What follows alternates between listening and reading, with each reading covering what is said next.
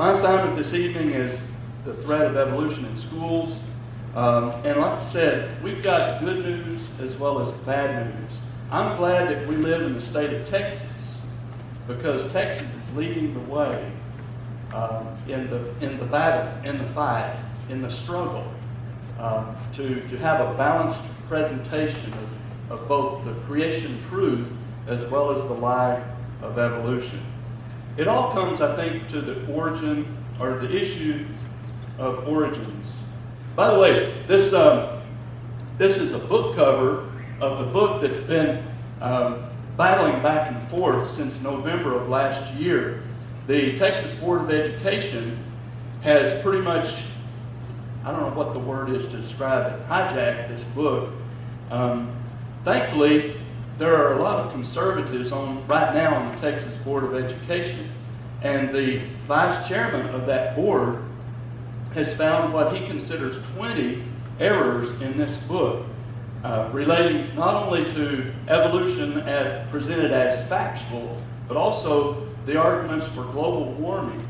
Nobody denies that we're experiencing climate change, but the accepted dogma, the accepted lie today is that human activity is causing global warming.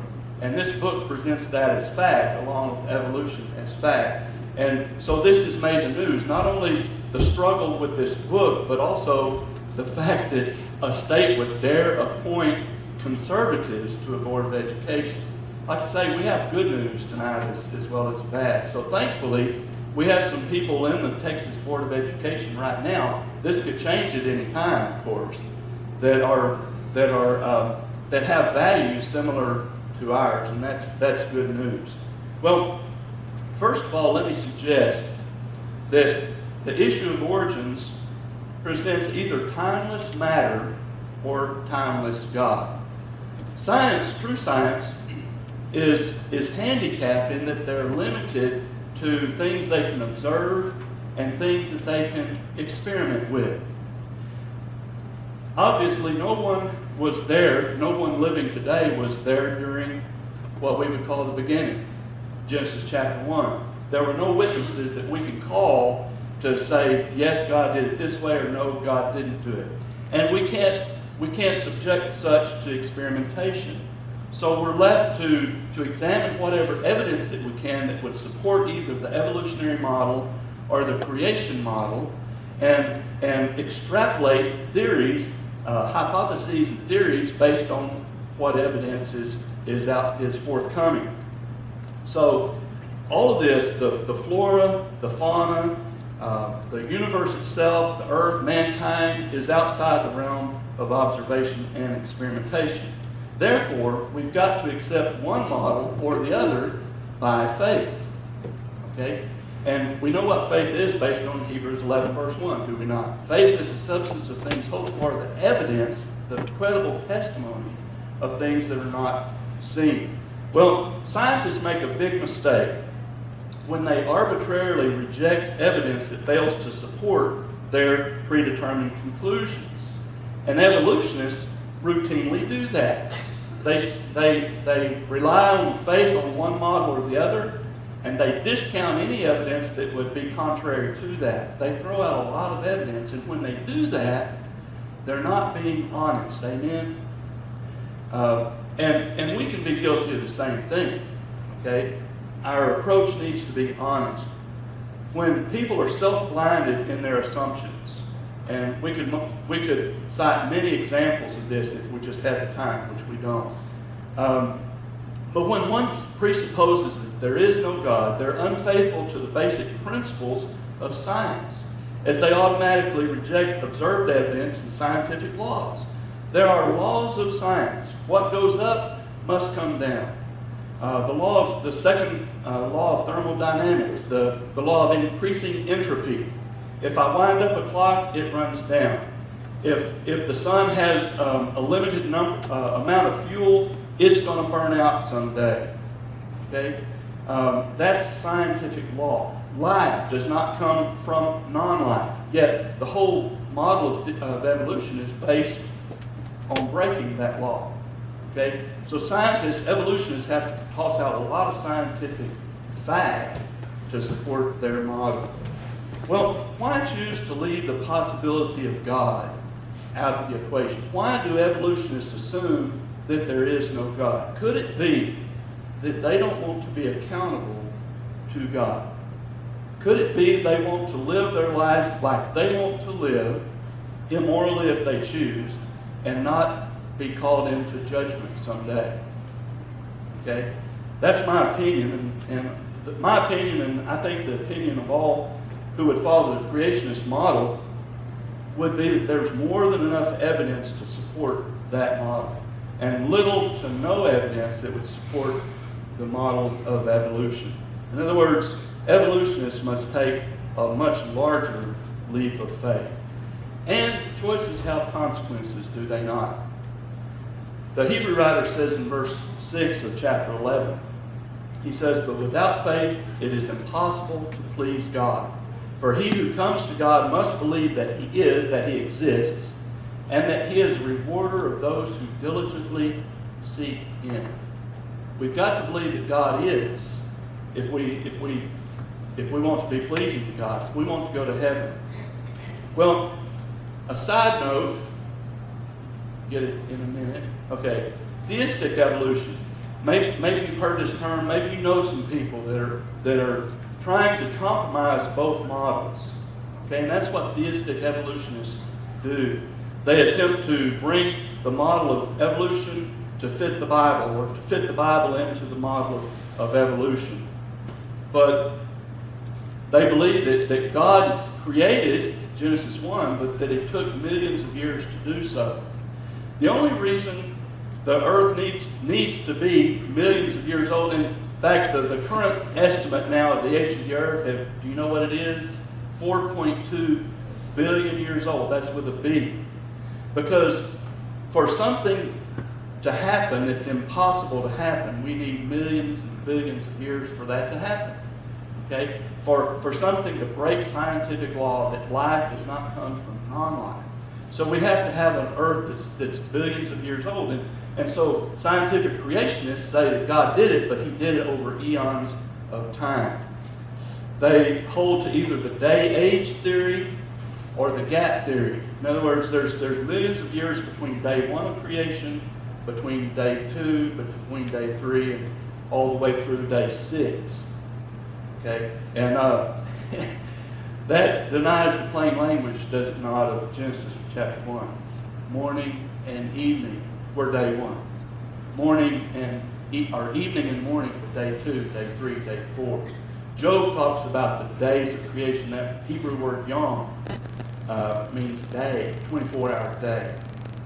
Well, evolutionary theistic evolutionists, they attempt to compromise both models, and they cast doubt on Genesis chapters 1 through 11. The account of creation, the account of the global flood, the scattering of the nations there at the Tower of Babel. What happens if we accept that the first 11 chapters of Genesis are story or fairy tales? What confidence can that inspire in the rest of the Bible? You know, if we doubt the validity, if we doubt the factuality of the first 11 chapters, then doesn't that cast doubt and aspersion toward the rest of the Bible? If the first 11 chapters of the Bible are allegorical, mythological, fairy tale, then what confidence can we have in the rest of God's revelation? Did Moses know what he was talking about? Was Moses inspired when he gave us this information? Theistic evolutionists deny all that. Well, as a result, theistic evolutionists, they're not respected by the creationists, obviously, and they're not respected by the evolutionists. In my opinion, I would call these people intellectual losers, because they try to compromise in an area that there is no compromise possible. You've got to be on one side of the fence or the other. Which has the most evidence that makes the most sense? I say the creation model, and I think since you're here, you probably do too. Well, what's at stake? If the evolutionary model is true, first of all, there is no God. Plain and simple. Get used to it. There is no God, because evolution is a godless model. It's a godless, I would suggest, a godless religion. God necessarily is not involved if evolution is true. Number two, the Bible is a lie. It tosses out, if you toss out chapters 1 through 11, you might as well toss out the whole thing, as we just discussed. By the way, Jesus, during his ministry on earth, made several references back to Genesis 1 through 11 in passages such as John 5, 46 and 47, Mark 10, verse 6 and following, Matthew 24, verses 37 through 39, and others. Other inspired writers did the same. Psalm 8, Nehemiah 9, 6, 1 Peter 3, 20 and 21 talks about baptism, that Noah in the flood was a like figure of baptism. Romans 1, 20 and 21, 1 Corinthians 15, 45, and we could go on and on. There are over 200 allusions to the book of Genesis, or citations or quotes or references to Genesis in the New Testament. And over half of these, over 100 references, go back to the first 11 chapters. So the Bible stands or falls on the reality of these first 11 chapters. So if the evolutionary model is true, that the Bible is a lie. And then number three, we have no soul, because we were not created after the image of God. God did not breathe into man the breath of life, if that account there in Genesis chapter 1 is not true. And if we have no soul, we have no hope of heaven. It's just like it's a fantasy, just like Islam's 70 virgins is a fantasy. We have nothing to look forward to, and so then we have no moral compass. We're left to our own devices to do what we want to do. If we're no different than animals, why not just act like an animal? And we see this being played out in our culture today, do we not? The shootings at Columbine, the shootings at Sandy Hook, and we could go on and on down the list. If there's no possibility of heaven, if there's no possibility of an afterlife, if there's no one to account to, why not go out with a bang, and why not make news doing it? And a lot of people have bought into this lie.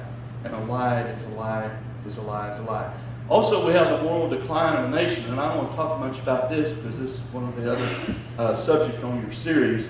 But we are seeing moral decline on a large scale. Genesis 1 verse 27 says, God created man after his image, and he created them male and female. Yet the LGBT community is not satisfied with what God has made in male and female. And they deny what Jesus said in Genesis 2, verse 24, that therefore a man shall leave his father and mother and be joined to his wife, and they two shall become one flesh. Well, so the LGBT community is trying to redefine what God defined there in Genesis chapter 1. And if it's a myth, if it's an allegory, why not? Okay? What's even more frightening is by falling for this huge lie of evolution, we, our children, our grandchildren, will be unprepared for the day of judgment. We'll be unprepared, because it doesn't matter what we believe. It does not matter what we believe about origins. Whether in evolution or in creation, it does not matter. God is, and God still will judge. It's just a matter of, will I be prepared for that judgment? Well, let's talk about the battle then. We are at war. It's a battle of ideologies. It's a political battle. It's a spiritual struggle. It's a battle for the hearts and minds of a generation. And the generation that are in school now, those are our political leaders of the future. Just like the ones in power now are the hippie children of the 60s and 70s. The pot smokers, those that subscribe to the sexual revolution. And we have politicians almost every week getting caught in some, indiscretion because they have no moral compass. And we're raising the next generation of leaders as we speak in our public schools. The combatants would include people like the American Humanist Association, Let me read you a quote from their website telling who they are. They claim to be, and I'm quoting, they're founded in 1941, headquartered in Washington. They work to protect the rights of humanists, atheists, and other non-religious Americans. As late as last week, they received a complaint from the North Little Rock Public Schools. There was an 8th grade teacher who dared bring up a discussion it wasn't even in a science class, okay? I'm getting ahead of myself. The American Humanist Association,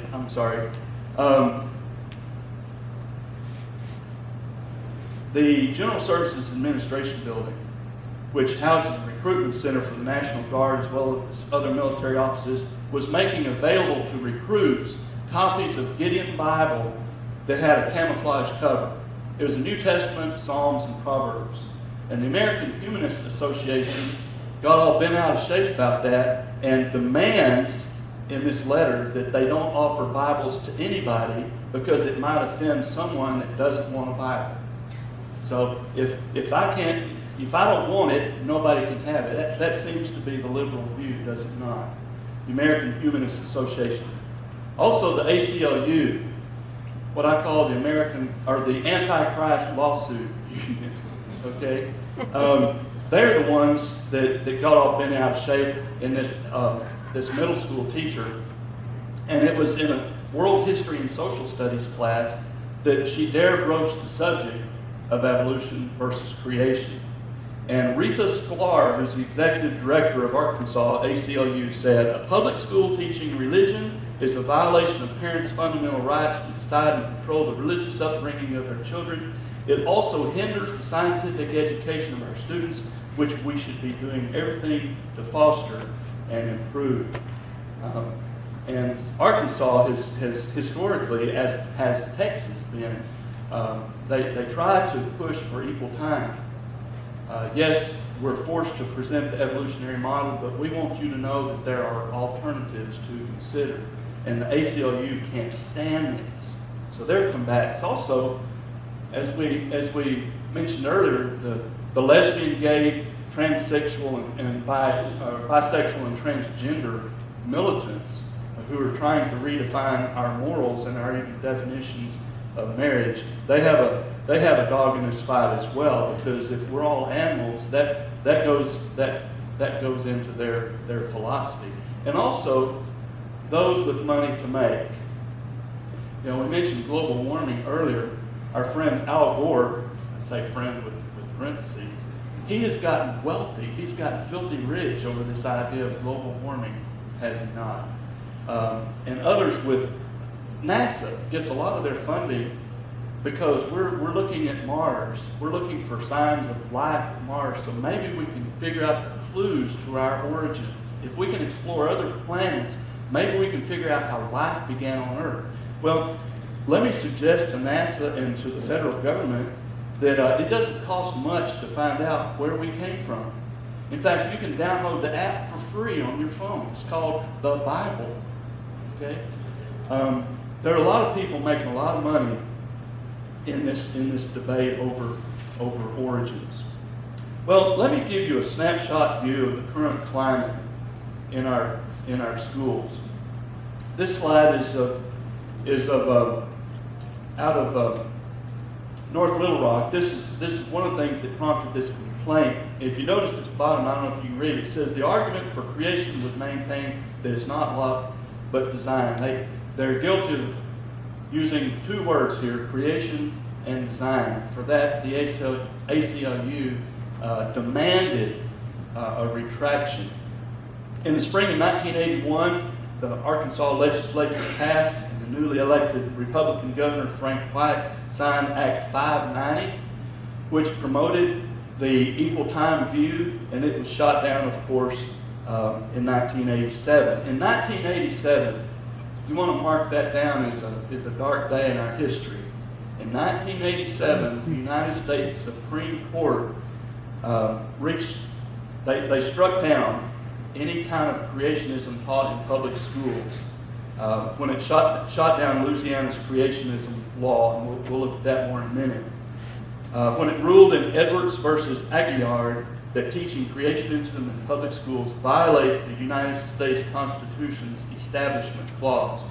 In the Constitution, we cannot establish a state religion. And so in 1987, the Supreme Court of the United States says that teaching creationism is paramount to establishing religion. So the states have to kind of work around that ruling, and Texas has pretty much taken the lead in that, which we'll discuss in a minute. In Kansas, efforts since August of 1999 have been ongoing. By a 6-4 vote, the Kansas State Board of Education changed their science education standards to remove any mention of biological macroevolution, and that's what we're talking about, the evolutionary model, references to the long age of the earth, or the origin and early development of the universe. Well, that flip-flopped in 2001, in 2004. It kind of depends on the Board of Education's makeup. Are there liberals on the board, or are there conservatives on the board? And that has gone back and forth through the years. 2001, 2004, 2006, 2007, and in June 2013, Kansas adopted the National Next Generation Science Standards, which teaches evolution as a fundamental principle of life sciences. So they're back with the evolutionary model as we speak. Texas House Bill 2454 would have provided, and I quote, "An institution of higher education may not discriminate against or penalize in any manner, especially with regard to employment or academic support, a faculty member or student based on the faculty members or students' conduct of research related to the theory of intelligent design or other alternate theories of the origin and development of organisms." And this was sponsored by Bill Zedler of District 96 and James White of District 12. This bill died in the committee because the Texas House of Representatives adjourned for the year, and so the bill fell flat. Same thing happened in Tennessee on April 10th, 2012. The same thing happened in Kentucky, in Florida, in Oklahoma. Oklahoma passed a Senate Bill 554, which would have ensured that teachers could present, quote, relevant scientific information about controversial topics in the sciences, including biological origins of life and biological evolution. It also would have required Oklahoma to adopt science standards, echoing those passed in the 2009 by the Texas State Board of Education. Texas leads, I don't know if you know this or not, but Texas leads the way in multiple states. This book that they've been back and forthing about since November 2013. By the way, I checked as of July 7th, they're still in controversy over that stinking book, okay? But, by the way, the publisher of the book stands pat, says we're not changing anything. And so it's kind of a stalemate between the Texas Board of Education and the publishers of this book. But Texas takes the lead. Whatever books that Texas buys, many of the other states automatically follow Texas's lead. So it's big. The issue is just bigger than just Texas.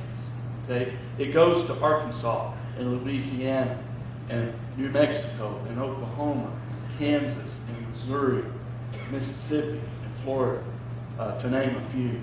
Okay, so the issue is really bigger than just what we have here in Texas. Same thing with House Bill 302 in New Mexico, House Bill 195 in Missouri. Louisiana, by the way, passed the Louisiana Science Education Act of 2008, and it became law. Let me read you a little bit about that. The act allows public school teachers to use supplemental materials in the science classroom, which are critical of established science on such topics as evolutionary theory and global warming. And Louisiana is the first state of this to pass a law of this type. Proponents, supporters of the law, state that it's meant to promote critical thinking and improve education. State Senator Ben Nevers said the law is intended to allow educators to create an environment that promotes critical thinking skills, logical analysis, and open and objective discussions on scientific theories such as evolution, the origins of life, global warming, and human cloning. And this is making the creations matter than everything. Okay, they won't present one view. They want students to parrot back that view and to make the right answers on the test that support that view. And they want to churn out evolutionists. And this is killing them. They're up in arms about this law. Just trying to get behind on the slides. The good news is the elected leaders haven't yet thrown in the towel.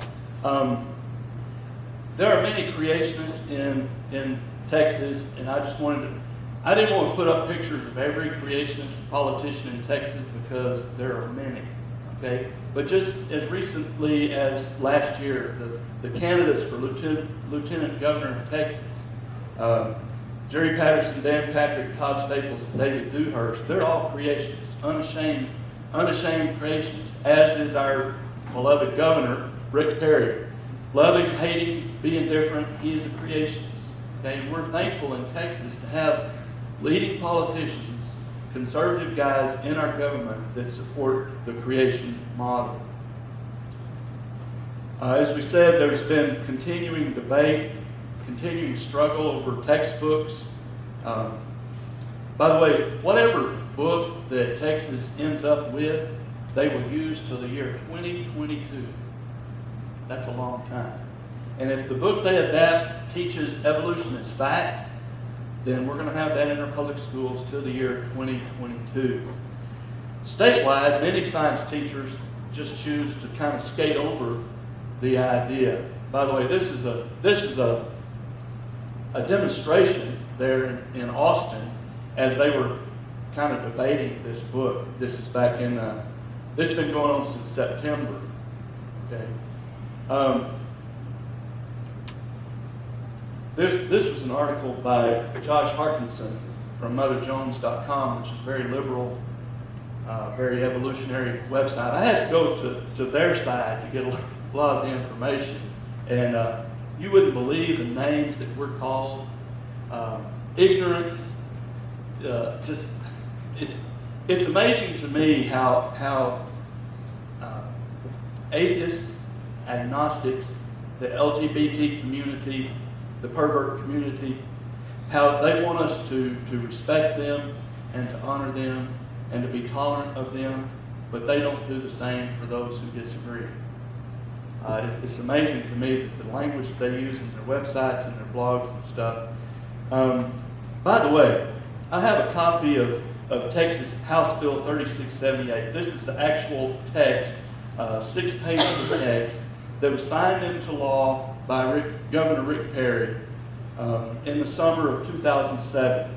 This law went into effect beginning with the school year of 2007 and 2008. And the law is entitled Religious Viewpoints Anti-Discrimination Act, or the School Children's Religious Liberties Act, House Bill 3678, which is Texas law. This is the best piece of good news that we could hope for. Okay? Public prayer in schools.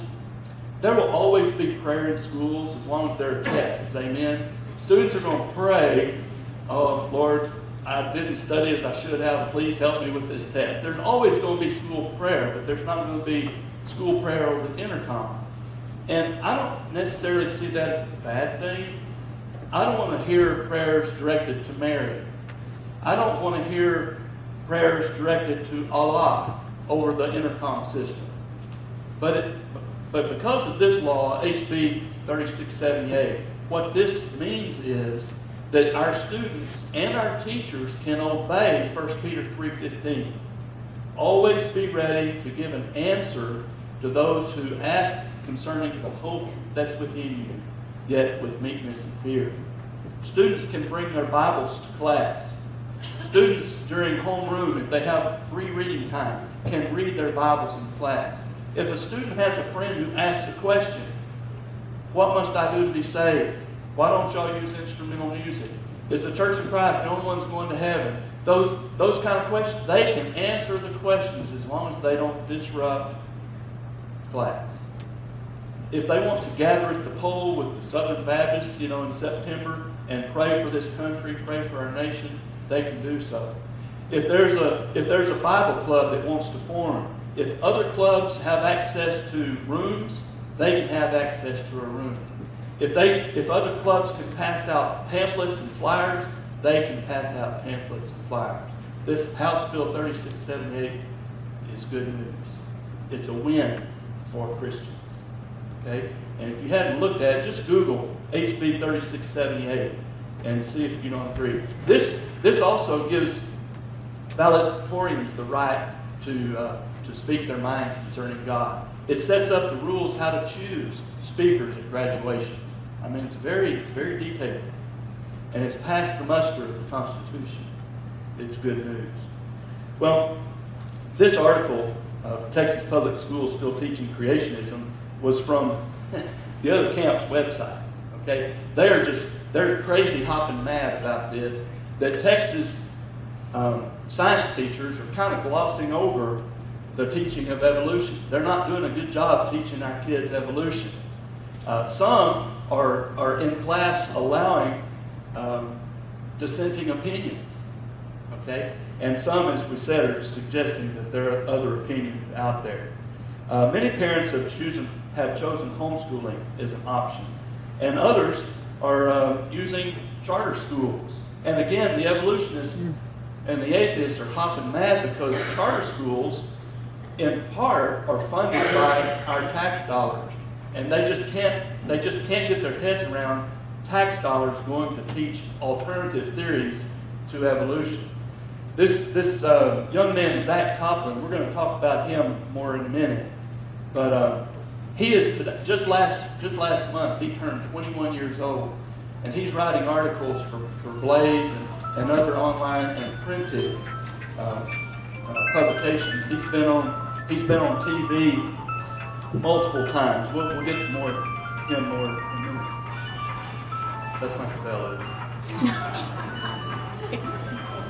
Well, let's look and see where the American people stand as far as the ideological, what camp they're in, as we could say. In the year 2000, there was a poll done by People for the American Way. 29% of those in public school, or 29% believe that public schools should teach evolution in science class, but they can also discuss creation as a belief system. 20% believe that public schools should teach evolution only. Also, 17% believe public schools should teach evolution in science class and religious theories in other classes, like social studies or whatnot. 16% believe public schools should teach creation only. 13% believe public schools should teach both evolution and creation in science classes, and then 4% believe public schools should teach both, but they're not sure how. Okay, so that pretty much gets the 100%. In another poll commissioned by the Discovery Institute, said that 69% of public schools should teach Darwin's theory of evolution, but also the scientific evidence against it. Two-thirds are saying what we're saying. 21% said they should only teach Darwin's theory and the scientific evidence that supports it. 10% just not sure. Well, let's hurriedly talk about the implications. What does this mean? What does this mean to us? By the way, this is where the U.S. stands as far as the percentage of population that believe in the theory of evolution. We're at 40% of the population, and compared to Turkey, we're the most hopeful. Okay, nobody in all these countries listed, there's not one country where everybody believes in evolution. Yet you talk to creationists, you talk to evolutionists, they're like, oh yeah, everybody with a brain accepts the theory of evolution. No, that's a lie, and a lie is a lie is a lie is a lie. Well, let's talk about some implications then. Come on. What does this mean to me? First of all, we need to reflect back on God's perspective. In Romans chapter 1, we won't have time to read it, but it says, since mankind decided to honor the creation, to worship the creation rather than the Creator, He has given them over to debased mind to do the things which are not seeming. He lists a long list of sins that people have fallen into, including homosexuality. Okay. Also, we need to recognize that God is still in charge. He still expects us to honor Him. He still expects us to believe in Him and to worship Him and to obey Him. And we'll be judged in the last day by Him. Implications for parents, guardians, grandparents, others. We have a responsibility, do we not, to raise up our children in the nurture and admonition of the Lord. Do we not? Ephesians 6, verse 4. Students also have a responsibility to speak up in class, to be salt and light, to obey 1 Peter 3, verse 15, to always be ready to give an answer. You can do that in public schools in Texas because you have that right. Okay? To be salt and light. Pray for boldness in the classroom as you ask questions, as you confront error, as you help others who are on the edge trying to decide for themselves what they want, what they should believe. Speak up for truth. Speak up for righteousness, whether it's in biology class or whatever. Let me leave you. Oh, and the church has responsibility as well. We need to educate, to motivate, to equip, to inspire, to give our kids a solid foundation that they will not get it otherwise. I want to leave you with a picture of this guy, Zach Cochran. Okay? He has written multiple articles. He's been on blogs. He's been all over the internet. And he started when he was in high school. He started in high school. He just now turned 21. He's been interviewed on HBO's Real Time with Bill Maher, where Bill Maher noted on the show that Copeland was the youngest guest ever to appear on his show. MSN.com called Copeland the Doogie Howser of political activists. Copeland has been featured by numerous international media outlets that include Vogue, Mashable, the New York Times, the Washington Post, Aisle 9, Slate, the Huffington Post, Moyers and Company, MSNBC, National Public Radio, and Public Radio International. Copeland is a columnist for The Guardian, and he's just now 21. You know, if a young man can do this kind of damage to those of us who try to follow Christ and who believe that the Bible is inspired, can we not, of our own numbers, raise up heroes to combat such? He is an inspiration to me in a negative way. Okay? God wants to use our young people to do His will, to take a stand and to stand there. That's the challenge, is it not? We need, as parents and grandparents and guardians and as a church, to fully support and fully equip our kids to do what they need to do to be not only equipped themselves, but to help others. There may be some in our kids' science classes that are on the edge. I remember back when the earth was cooling, when I was in high school, my sophomore year, I had a biology teacher named Mr. Lee. In fact, I just went with his son on an 8-day motorcycle trip in June. Mr. Lee was what we might consider a good Baptist, but he believed in the theory of evolution, and he taught that theory in biology, like a good biology teacher should. Yet, even though he believed and taught evolution, I missed one question on the final exam that said, all these things can best be explained by the evolutionary model, and I put false with a note. He still counted it wrong. He knew I knew. But that was back in the day, just shortly after, a lot of these court cases. And yet that was the only persecution that I felt. And constantly we were at each other in class. And it was a good discussion. I think both theories should be presented, but I think as do many politicians in the state of Texas, we ought to have equal time, equal opportunity.